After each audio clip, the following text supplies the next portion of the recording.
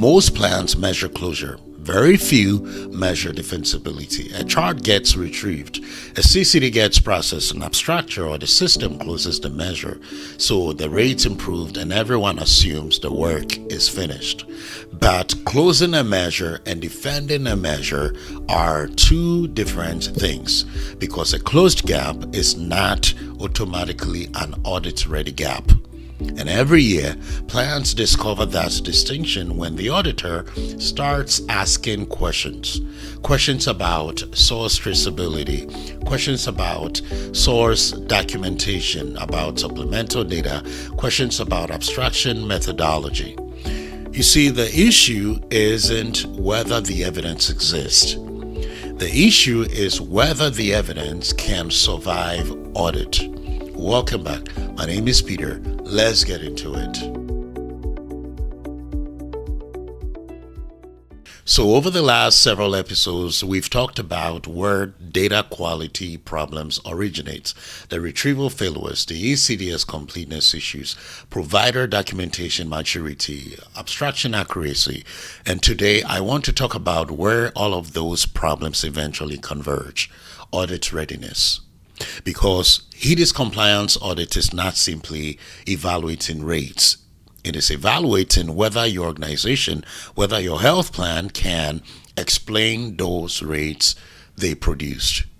Can the evidence be traced? Can the source be defended? Can the decision be justified? Can the methodology be explained? That is what audit readiness actually means. And that is why this conversation matters right now. You see, many health plans believe audit readiness begins when audit preparation begins. And that is backward thinking. Audit readiness is when production begins. The first charts retrieved, the first CCD processed, the first abstraction decision recorded. Those moments determines your future audit trail exists. One of the biggest misconceptions in healthcare quality is that audit evaluates outcomes, and they do. But they also evaluate process. A measure can be clinically accurate and still create audit exposure if the health plan cannot adequately demonstrate how the result was produced. That is because the HEDIS Compliance Audit evaluates more than reported performance. It evaluates systems, controls, methodology, processes used to generate that performance. Think about that for a moment. Two plans can report the same rate. One can pass cleanly. The other can receive findings, not because the rate was different, because the documentation supporting the rate was different. And that is why audit readiness is fundamentally a production discipline, not a January project, not a February scramble either. It is a year-long operational practice. Most audit exposures fall into three categories, and each occurs at a different point in the data pipeline. The failure mode number one is source defensibility. The evidence exists, but the source documents cannot be adequately defended. The ECDS era has made this increasingly important. Plans now rely on CCDs, HIE feeds, registries, FHIR connections, and a growing number of digital clinical data sources. Each source brings value. Each source also creates validation responsibilities. Let me make this real. A specialist chart is retrieved, so the measure closes and the rate improves. 6 months later, an auditor requests supporting documentation. The organization or the health plan can produce the chart. What they cannot produce is the retrieval trail. Who requested the chart? When it was requested? Why was it approved? How it entered production? The evidence exists, but the supporting documentation does not support it. So, this is not a retrieval failure. It is an audit readiness failure. The failure mode number two is interpretation defensibility.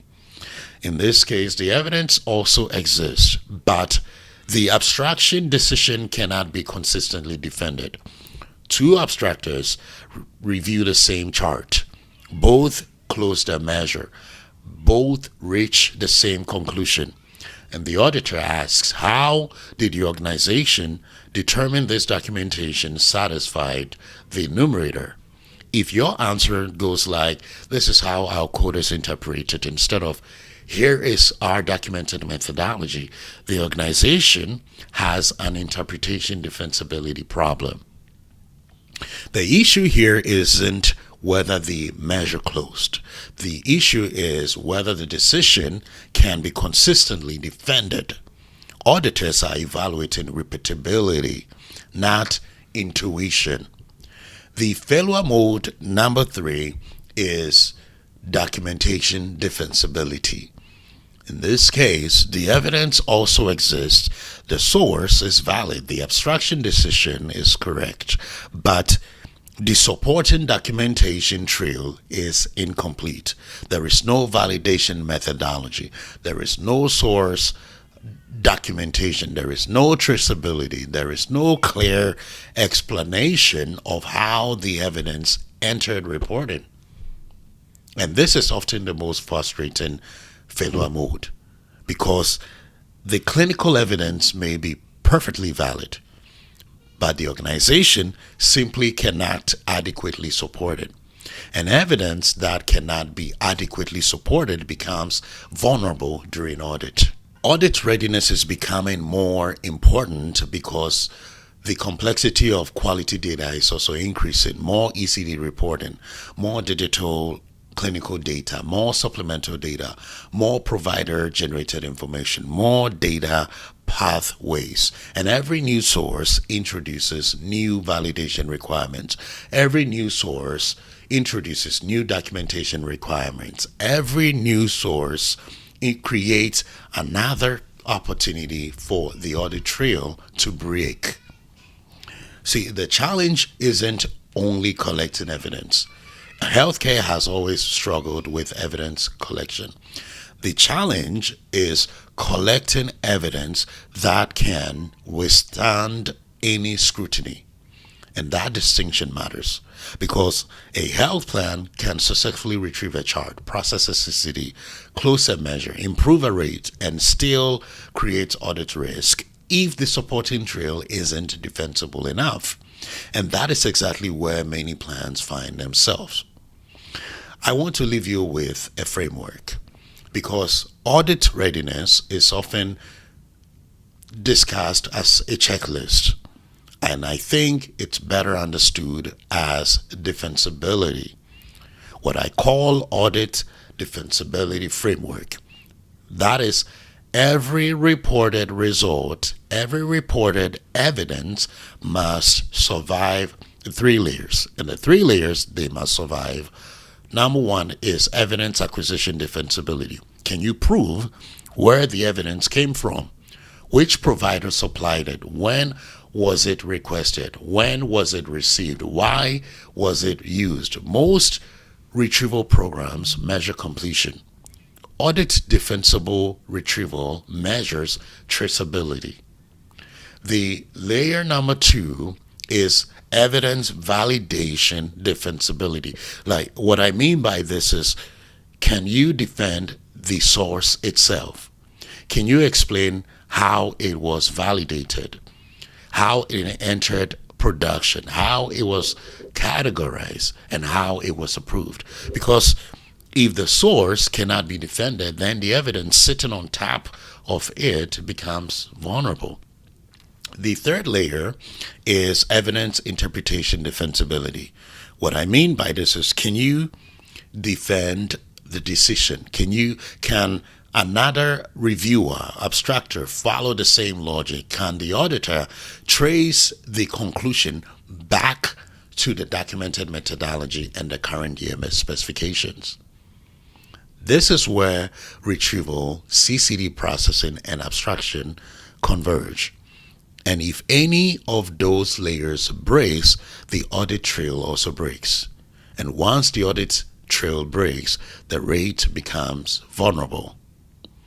The strongest organizations don't treat audit readiness as a project. They treat it as an operational model. Documentation is captured during production.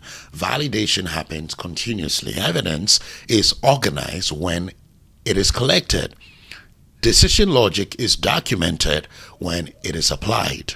Audit readiness is not reconstructed later.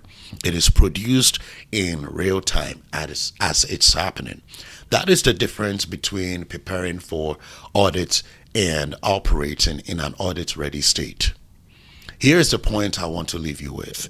See, most plans know how many gaps they closed. Very few know how many of those closures are audit defensible. And that distinction becomes important the moment an auditor asks, show me how this rate was produced. A reported gap closure is not the same thing as an audit-ready gap. The organizations or health plans that perform best during audits aren't necessarily the organizations that collected the most data. They are organizations that can explain exactly where the data came from, how it was validated, how it was interpreted, and why it supports the reported results. That is audit readiness. And that is where Podero Health focuses its work. Through chart retrieval, CCD processing, and medical record abstraction, we help plans build evidence that is not only sufficient to close measures, but defensible enough to survive audit. Because there is a difference between reporting a rate and defending a rate. The link is in the show notes. See you in episode 10. Have a good one.